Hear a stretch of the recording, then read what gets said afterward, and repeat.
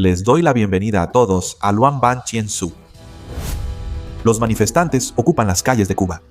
Rusia da la espalda y traiciona, mientras China avanza silenciosamente sobre el patio trasero. Damas y caballeros, la isla de los sueños revolucionarios ahora no es más que una noche oscura y silenciosa. Cuando las últimas luces de La Habana se apagan, es también cuando la llama de la indignación de millones de personas se enciende.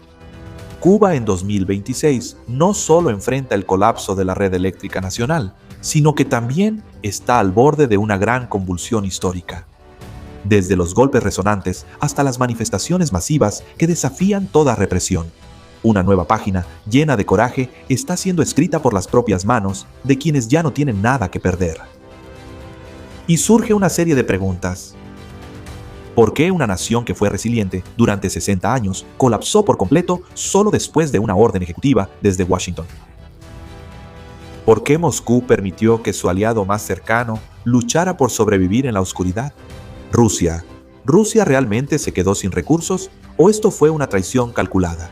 Mientras Rusia se retiraba, China silenciosamente construía un imperio solar justo en el patio trasero de Estados Unidos. ¿Con qué ambiciones? Detrás de los hoteles y casinos brillantes, las luces reservadas para los activistas occidentales, hay millones de familias que deben elegir entre medicinas y comida podrida. Cuba se liberalizará para sobrevivir, se hundirá más en el lodo, colapsará o será testigo de una purga sangrienta dentro de su propia élite. Todas estas preguntas serán analizadas en este video. Señoras y señores, esto es Cuba y aquí ya no hay electricidad en absoluto. Durante muchos meses, Cuba ha estado sumida en una oscuridad profunda y silenciosa. Sin embargo, precisamente desde esa oscuridad profunda, una ola de disturbios civiles a gran escala está surgiendo con más fuerza que nunca.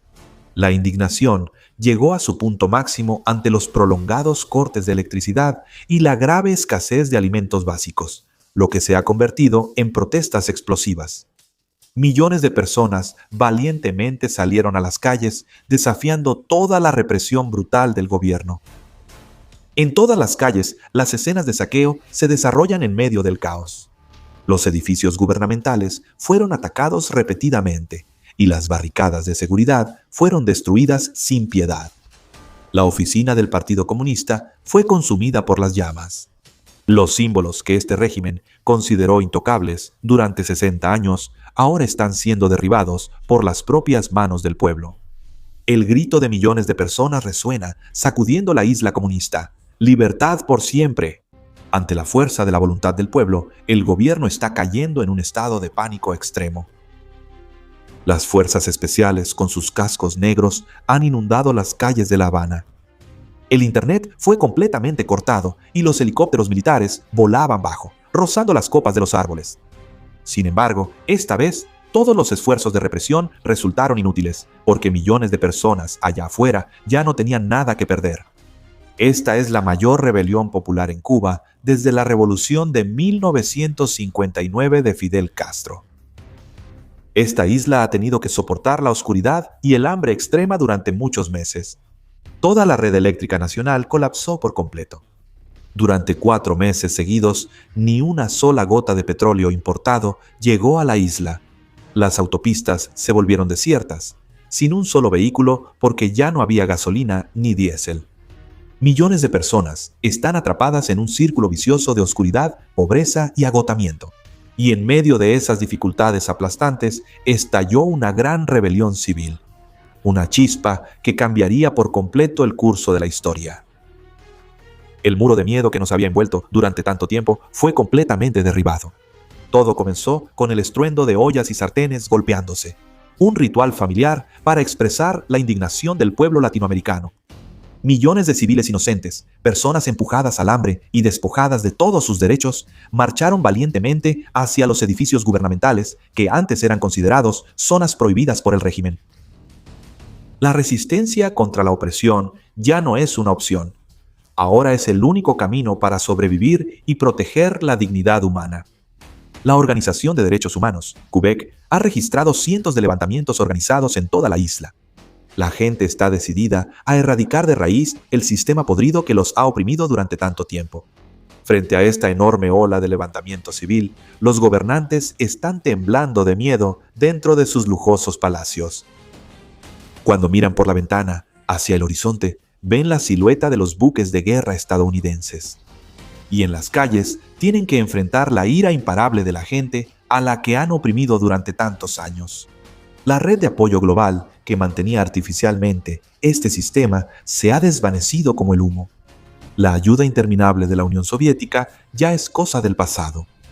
El suministro de petróleo barato que Venezuela proporcionaba a cambio de lealtad política también fue cortado de manera abrupta, como un golpe mortal. Ahora el pueblo cubano se ha dado cuenta de una amarga verdad. Este sistema nunca ha podido sostenerse por sí mismo, sino que solo ha existido alimentando a una minoría corrupta con ayudas provenientes del extranjero. Lo único que producen es miseria y lo único que exportan es podredumbre. Ahora, ese orden de explotación se está derrumbando por completo. Al ver que su ocaso se acerca, la élite está mostrando la mayor hipocresía de la historia. Para aferrarse al poder, no dudan en suplicar a los Estados Unidos imperialistas, a quienes maldijeron durante muchos años. Les suplican a Washington un salvavidas comercial. Al mismo tiempo, codician las fortunas de los cubanos que ellos mismos expulsaron a Miami. Esas son enormes fortunas creadas precisamente por el sistema capitalista. En la oscuridad, a puerta cerrada, están tramando un plan de sucesión oscuro.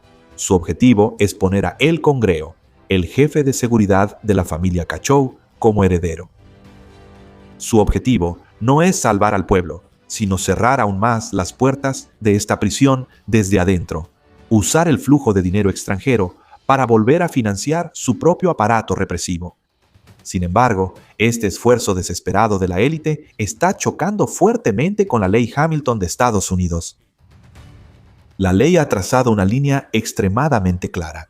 No se permite ninguna campaña para rescatar al régimen hasta que todos los presos políticos sean liberados y el régimen dictatorial de Cachú sea completamente eliminado. El juego de ganar tiempo y engañar al mundo por parte del gobierno ha llegado a su fin. A solo 90 millas al norte, en Miami, está el brillante éxito de los cubanos exiliados. Es la prueba más contundente de que el problema no está en el pueblo cubano, sino en el sistema que los oprime. El mismo pueblo, la misma inteligencia y ética de trabajo. Claramente, se creará una prosperidad y un auge en cuanto esas cadenas colectivas de opresión sean destruidas.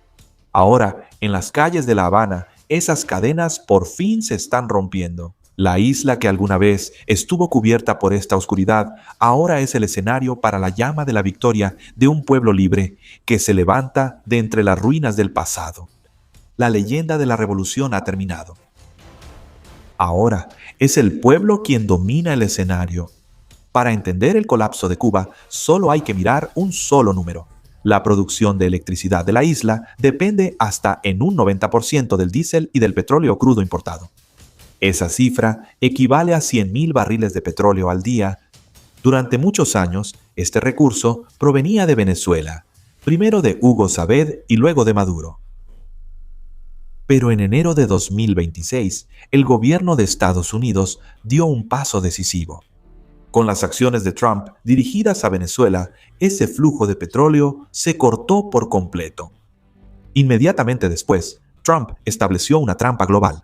Mediante una orden ejecutiva directa, declaró que cualquiera que vendiera petróleo a Cuba enfrentaría sanciones arancelarias por parte de Estados Unidos.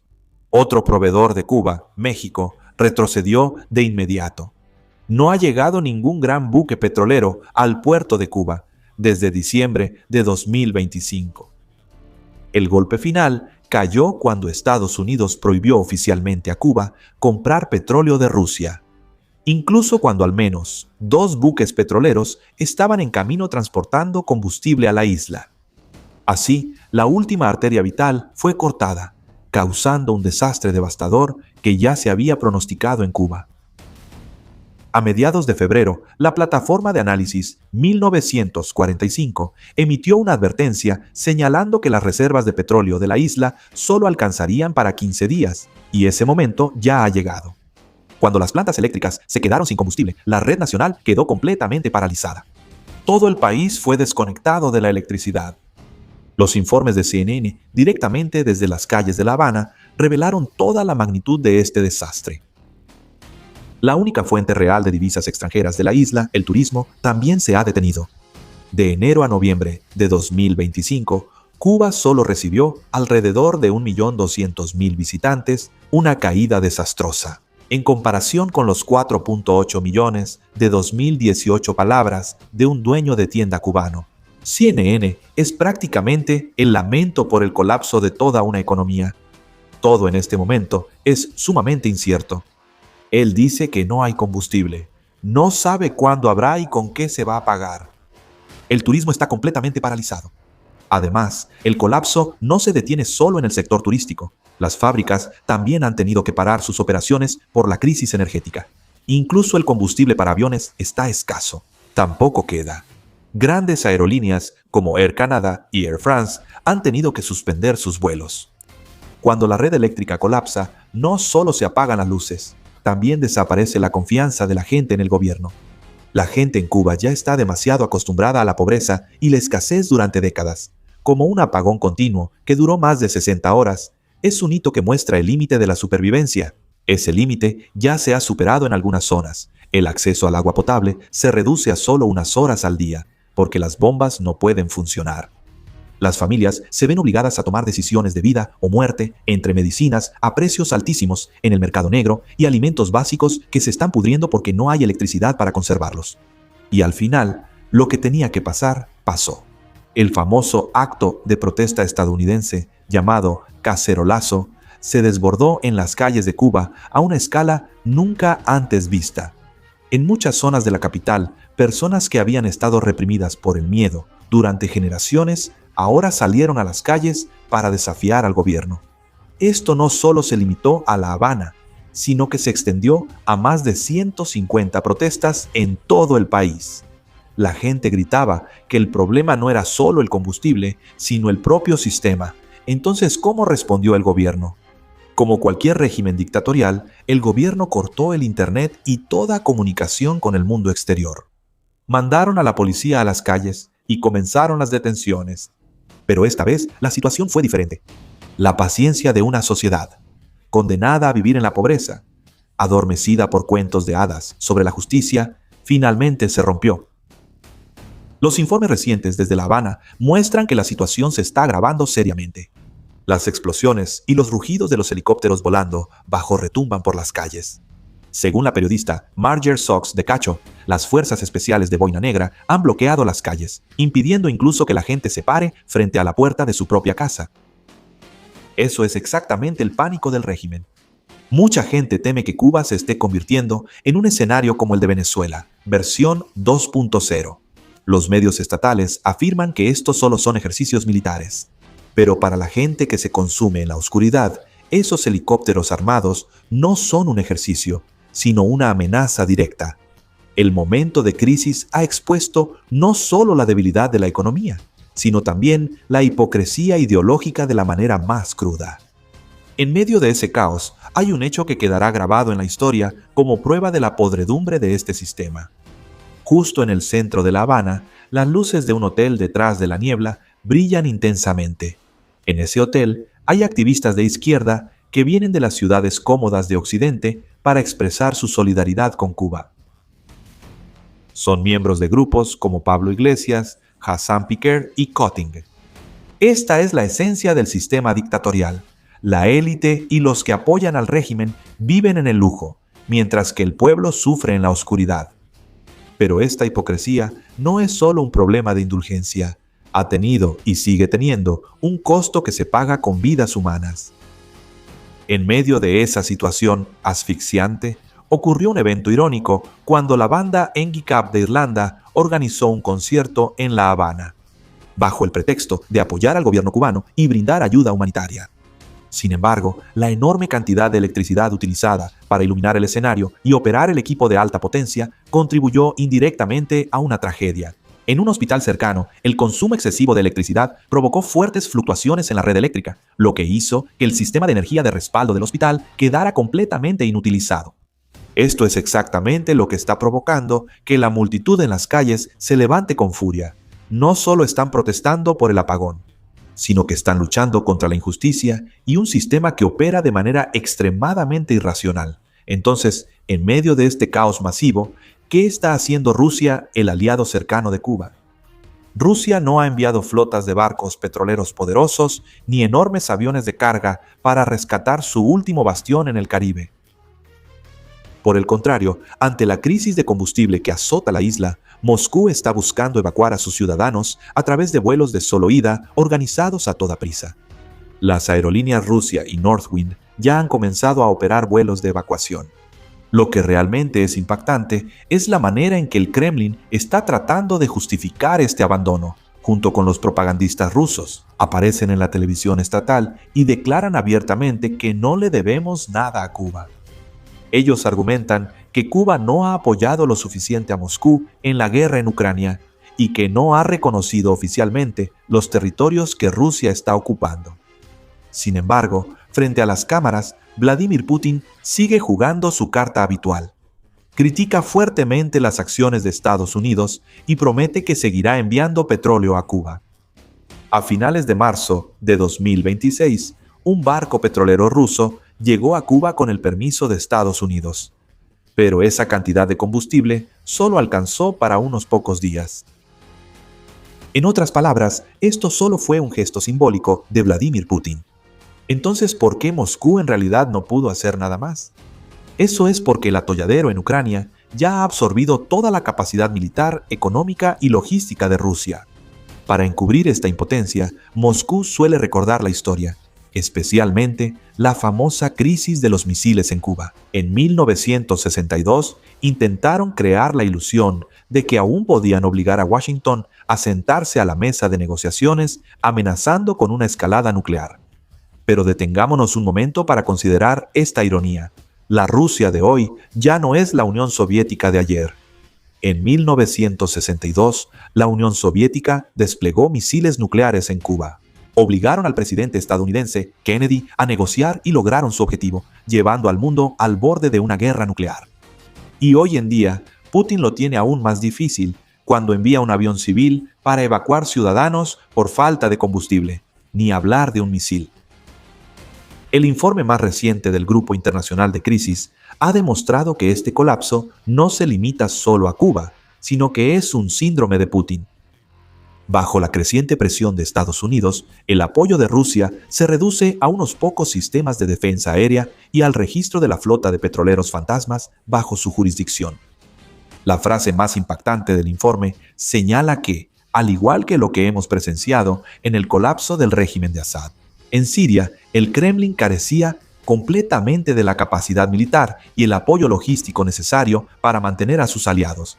Esto demuestra que el orden mundial multipolar, que Putin solía promocionar ampliamente, está agonizando, muriendo poco a poco en las oscuras calles de La Habana.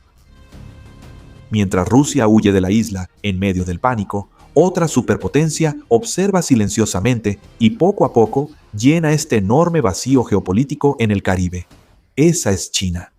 El portavoz del Ministerio de Relaciones Exteriores de China se presentó ante las cámaras y emitió una declaración oficial muy clara. Apoyan firmemente a Cuba en la defensa de su soberanía y seguridad nacional. Al mismo tiempo, se comprometieron a brindar todo el apoyo posible. ¿Sabes dónde está la diferencia? Pekín no solo habla por hablar, están actuando. China ha firmado un acuerdo para construir 92 plantas de energía solar en Cuba hasta el año 2024. Y la primera planta comenzó a operar silenciosamente a principios de 2025. No solo son los paneles solares, también los equipos eléctricos, toneladas de arroz de ayuda y los proyectos de infraestructura que se están impulsando sin descanso. Por supuesto, China no hace esto solo por pura bondad. Pekín no está interesado en salvar a Cuba, solo les importa llenar el vacío que dejó Rusia y establecer una presencia permanente. Y ocurre justo en el patio trasero de Estados Unidos. La parte más dura de este escenario para Putin no es solo ser superado por China, pero el verdadero problema radica en el vacío del proyecto VIX, algo que Putin ha promocionado durante años como su arma más poderosa contra Occidente. Recuerda que Cuba se unió a BRICS como miembro asociado desde principios de 2025. Pero hoy en día, el bloque liderado por Rusia no puede sacar de la oscuridad a uno de sus miembros ante una sola orden administrativa de Estados Unidos. Esto no es simplemente un fracaso, sino el colapso total de VIX en su intento de convertirse en una alternativa global. Y este costo le llega directamente al Kremlin. La realidad más dolorosa detrás del colapso actual de Cuba es que su economía siempre ha dependido históricamente de un patrocinador externo. Al principio fue la Unión Soviética, después fue Venezuela de Hugo Chávez. Este sistema de financiamiento artificial en realidad solo es una fachada que oculta la podredumbre estructural que ha durado décadas en Cuba. Ahora ya no queda ningún patrocinador. Las cifras reales lo dicen todo. La economía cubana ha caído un 11% en el periodo de 2020 a 2024. La producción de electricidad cayó de 20.7 teravatios hora en 2019 a solo 15.3 teravatios hora en 2020. Entonces, ¿qué pasará después? En realidad, solo hay 3 caminos abiertos frente a esta isla. El primer camino es un proceso de transición que implica negociaciones. El gobierno reconoce que el sistema ha colapsado y gradualmente liberaliza la economía, creando espacio para empresas privadas, mientras intenta mantener el control político. Las señales de esto aparecieron cuando el tono severo del presidente cubano, Díaz-Canel, de repente se suavizó. El 6 de febrero declaró estar dispuesto a tratar cualquier asunto con Washington sin condiciones previas. Según fuentes disidentes, las negociaciones secretas con Estados Unidos comenzaron a mediados de marzo. El segundo camino es un colapso prolongado y una presión cada vez mayor. El régimen sigue siendo terco, se niega a abrir la economía y aplica medidas policiales más estrictas. Pero esto no puede ser sostenible, porque la lealtad está siendo gravemente erosionada. La población de Cuba es de 11.1 millones de personas. En 2024 se redujo a 9.7 millones de personas.